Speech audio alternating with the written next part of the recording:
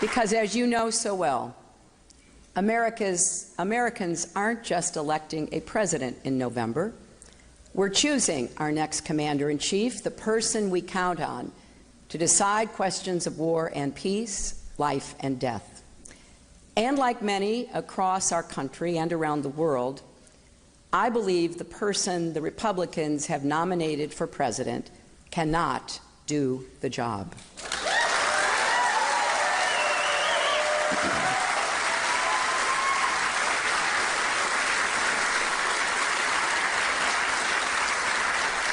Donald Trump's ideas aren't just different, they are dangerously incoherent.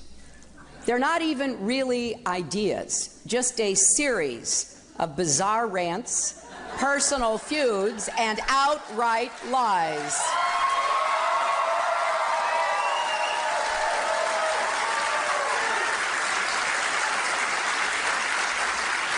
He is not just unprepared. He is temperamentally unfit to hold an office that requires knowledge, stability, and immense responsibility.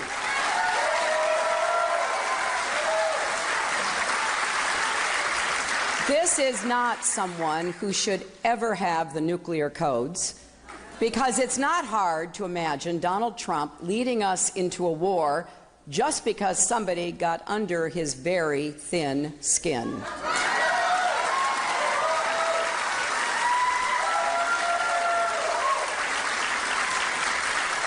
We cannot put the security of our children and grandchildren in Donald Trump's hands. We cannot let him roll the dice with America. This is a man who said that more countries should have nuclear weapons, including Saudi Arabia. This is someone who has threatened to abandon our allies in NATO, the countries that work with us to root out terrorists abroad before they strike us at home. He believes we can treat the U.S. economy like one of his casinos and default on our debts to the rest of the world, which would cause an economic catastrophe far worse than anything we experienced in 2008.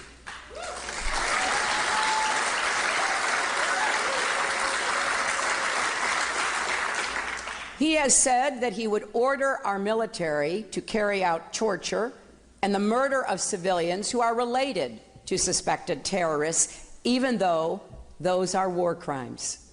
He says he doesn't have to listen to our generals or admirals, our ambassadors and other high officials, because he has, quote, a very good brain. He also said, I know more about ISIS than the generals do. Believe me. You know what? I don't believe him.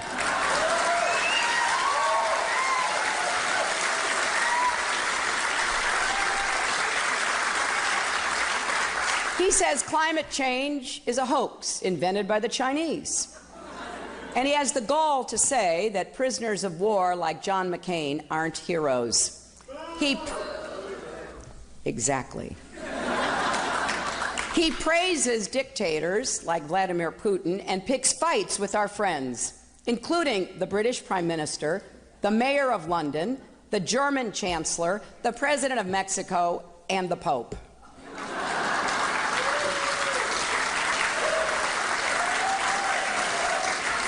He says he has foreign policy experience because he ran the Miss Universe pageant in Russia.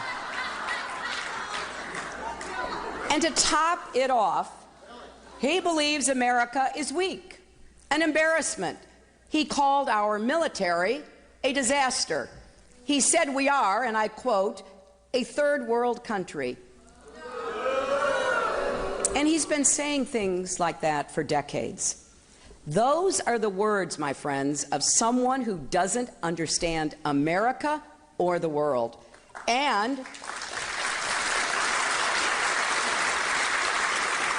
they're the words of someone who would lead us in the wrong direction.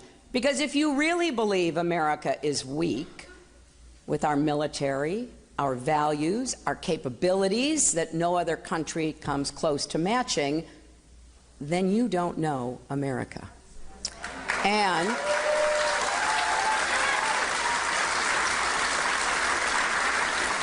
And you certainly don't deserve to lead it. That's why, even if I weren't in this race, I'd be doing everything I could to make sure Donald Trump never becomes president, because I believe he will take our country down a truly dangerous path. Unlike him, I have some experience with the tough calls and the hard work of statecraft. I wrestled with the Chinese over a climate deal in Copenhagen, brokered a ceasefire between Israel and Hamas, negotiated the reduction of nuclear weapons with Russia, twisted arms to bring the world together in global sanctions against Iran, and stood up for the rights of women, religious minorities, and LGBT people around the world.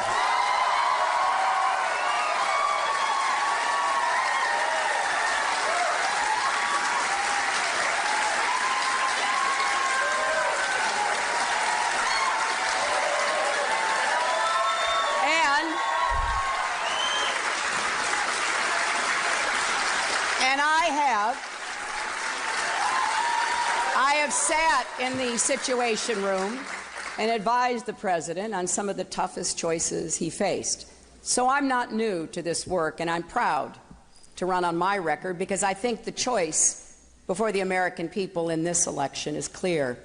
I believe in strong alliances, clarity in dealing with our rivals, and a rock-solid commitment to the values that have always made America great.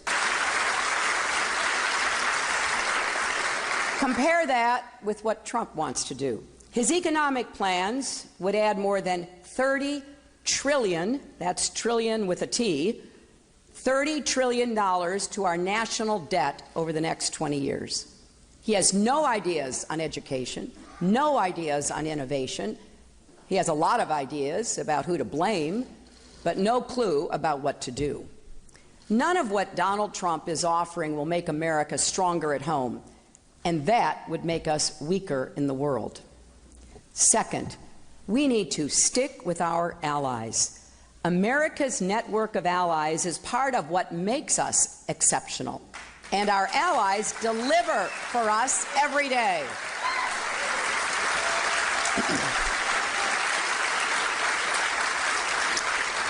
Our armed forces fight terrorists together. Our diplomats work side by side. Allies provide staging areas for our military so we can respond quickly to events on the other side of the world. And they share intelligence that helps us identify and defuse potential threats. And it's also the legacy of American troops who fought and died to secure those bonds, because they knew we were safer with friends and partners. Now, Moscow and Beijing are deeply envious of our alliances around the world because they have nothing to match them. They'd love for us to elect a president who would jeopardize that source of strength. If Donald gets his way, they'll be celebrating in the Kremlin. We cannot let that happen. That's why it is no small passing thing when he talks about leaving NATO or says he'll stay neutral on Israel's security. It's no small thing when he calls Mexican immigrants rapists and murderers. We're lucky to have two friendly neighbors on our land borders. Why would he want to make one of them an enemy?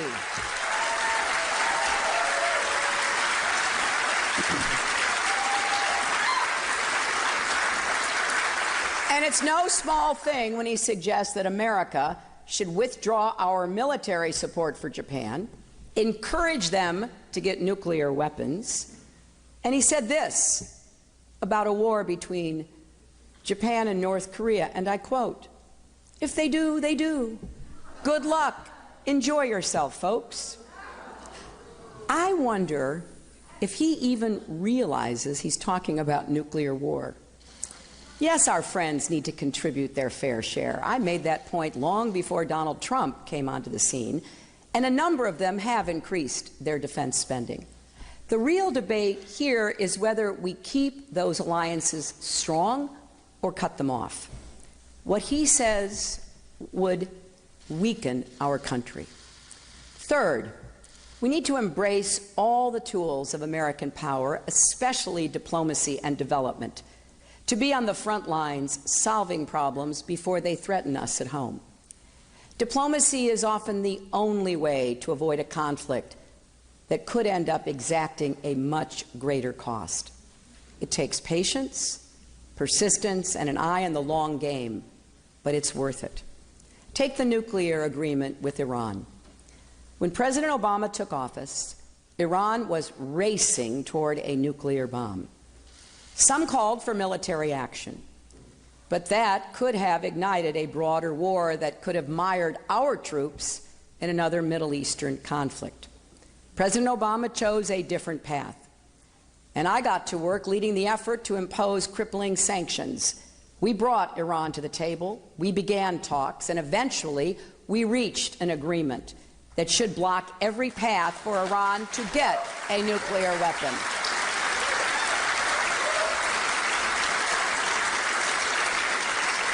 Now we must enforce that deal vigorously. And as I've said many times before, our approach must be distrust and verify.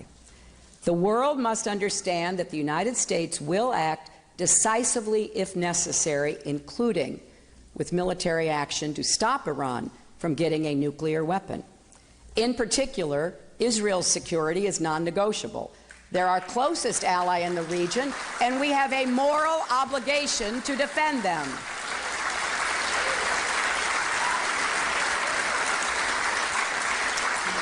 But there is no question that the world and the United States, we are safer now than we were before this agreement.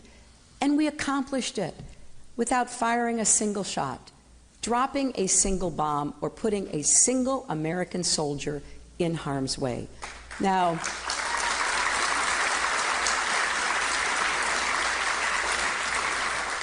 Donald Trump says we shouldn't have done the deal. We should have walked away. But that would have meant no more global sanctions and Iran resuming their nuclear program and the world blaming us. So then what? War? Telling the world, good luck, you deal with Iran? Of course, Trump doesn't have answers to those questions. Donald Trump doesn't know the first thing about Iran or its nuclear program. Ask him. It'll become very clear very quickly.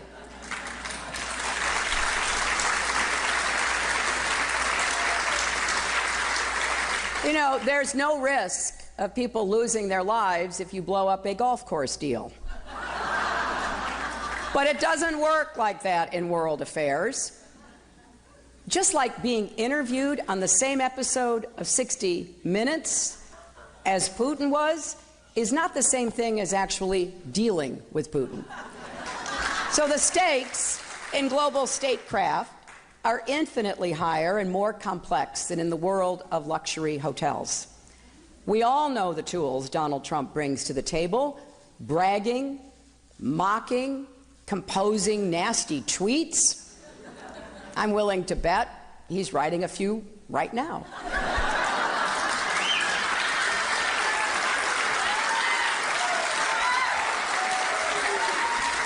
But those tools won't do the trick. Rather than solving global crises, he would create new ones. He has no sense of what it takes to deal with multiple countries with competing interests and reaching a solution that everyone can get behind. In fact, he is downright contemptuous of that work. And that means he's much more likely to end up leading us into conflict. Fourth, we need to be firm but wise with our rivals. Countries like Russia and China often work against us. Beijing dumps cheap steel in our markets. That hurts American workers. Moscow has taken aggressive military action in Ukraine, right on NATO's doorstep. Now, I've gone toe-to-toe with Russia and China and many other different leaders around the world. So I know we have to be able to both stand our ground when we must and find common ground when we can. That's how I could work with Russia to conclude the New START treaty to reduce nuclear stockpiles, and with China to increase pressure on North Korea. It's how our diplomats negotiated the landmark agreement on climate change, which Trump now wants to rip up.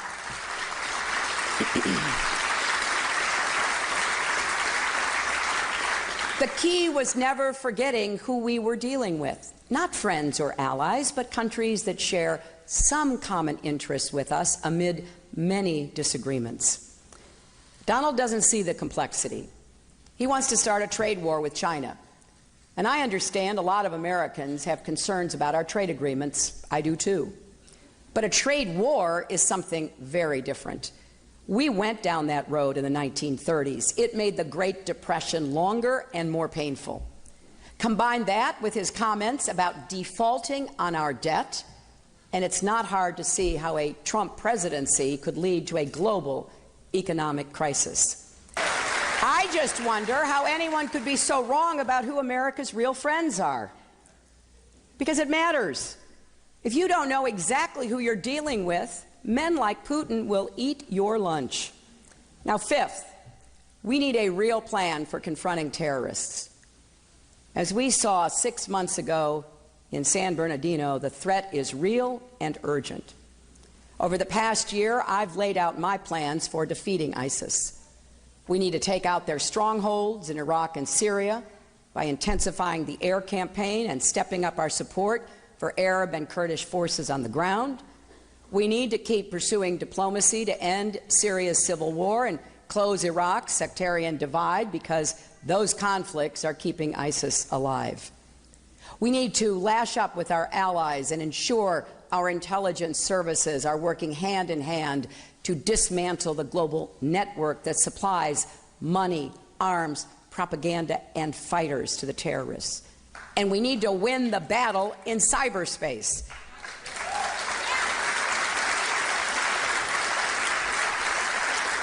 And of course, we need to strengthen our defenses here at home. Now, that in a nutshell is my plan for defeating ISIS. What's Trump's? Well, he won't say. He's literally keeping it a secret.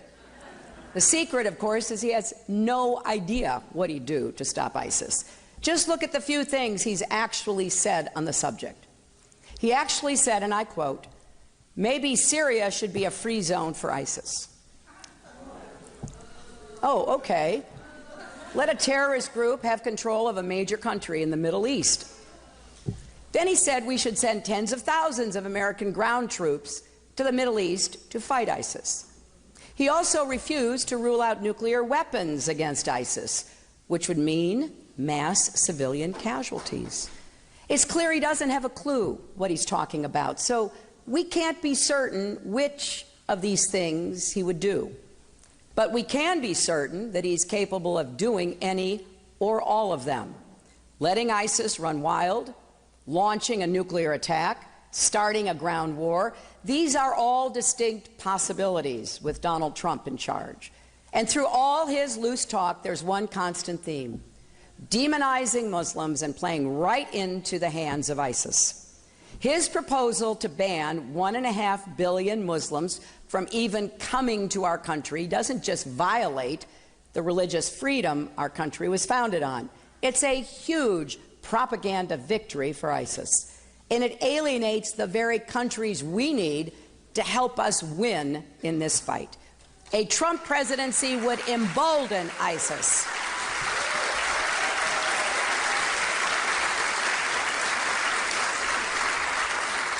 We cannot take that risk. This isn't reality television. This is actual reality.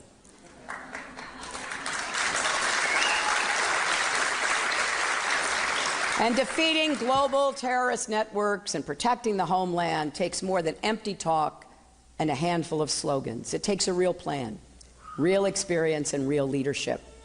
Donald Trump lacks all three. And one more thing.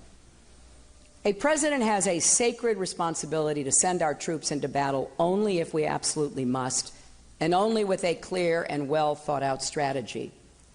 Our troops give their all. They deserve a commander-in-chief who knows that. I've worked side by side with generals and admirals and visited our troops in theaters of war. I've fought for better health care for National Guard, better services for our veterans, more support for our Gold Star families. We cannot put the lives of our young men and women in uniform in Donald Trump's hands. Now, sixth, we need to stay true to our values. Trump says over and over again, the world is laughing at us. He's been saying this for decades. He didn't just start this year. He bought full-page ads in newspapers across America back in 1987 when Ronald Reagan was president, saying that America lacked a backbone and the world was, you guessed it, laughing at us. He was wrong then, and he's wrong now. And you've got to wonder why somebody who fundamentally has so little confidence in America and has felt that way for at least 30 years wants to be our president. The truth is, there's not a country in the world that can rival us. It's not just that we have the greatest military or that our economy is larger, more durable, more entrepreneurial than any in the world. It's also that Americans work harder, dream bigger, and we never, ever stop trying to make our country and the world a better place.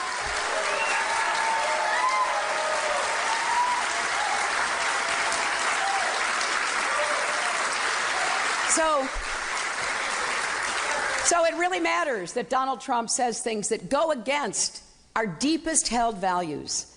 It matters when he says he'll order our military to murder the families of suspected terrorists. During the raid to kill bin Laden, when every second counted, our SEALs took the time to move the women and children in the compound to safety. Donald Trump may not get it, but that's what honor looks like.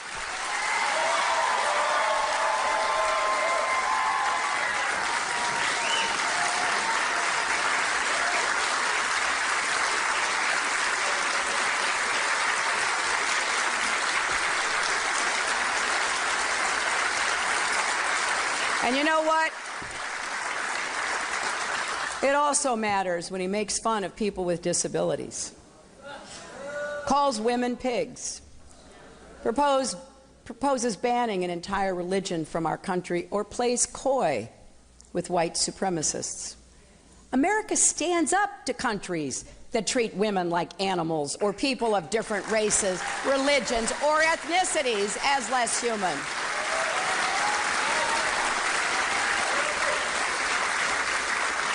What happens to the moral example we set for the world and for our own children if our president engages in bigotry?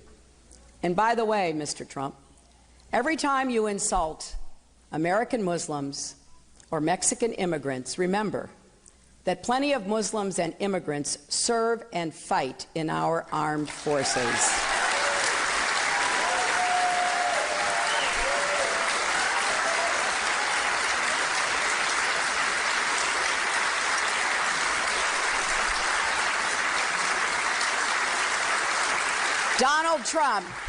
Donald Trump could learn something from them. And that brings me to the final point I want to make today. The temperament it takes to be commander-in-chief. Every president faces hard choices every day, with imperfect information and conflicting imperatives. That's the job. A revolution threatens to topple a government in a key region. An adversary reaches out for the first time in years. What do? Making the right call takes a cool head and respect for the facts. It takes a willingness to listen to other people's points of view with a truly open mind. It also takes humility, knowing you don't know everything, because if you're convinced you're always right, you'll never ask yourself the hard questions. I remember being in the Situation Room with President Obama debating the potential bin Laden operation. The president's advisors were divided. The intelligence was compelling but far from definitive, and the risks of failure were daunting. The stakes were significant for our battle against al-Qaeda and our relationship with Pakistan. Most of all, the lives of those brave SEALs and helicopter pilots hung in the balance. It was a decision only a president could make.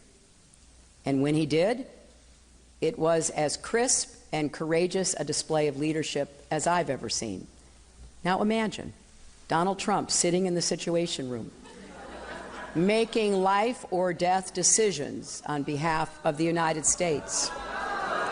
Imagine him deciding whether to send your spouses or children into battle. Imagine if he had not just his Twitter account at his disposal when he's angry, but America's entire arsenal. Do we want him making those calls? Someone thin-skinned and quick to anger who lashes out at the smallest criticism. Do we want his finger anywhere near the button? Well, I have a lot of faith that the American people will make the right decision. This is a country with a deep reservoir of common sense and national pride, and we're all counting on that.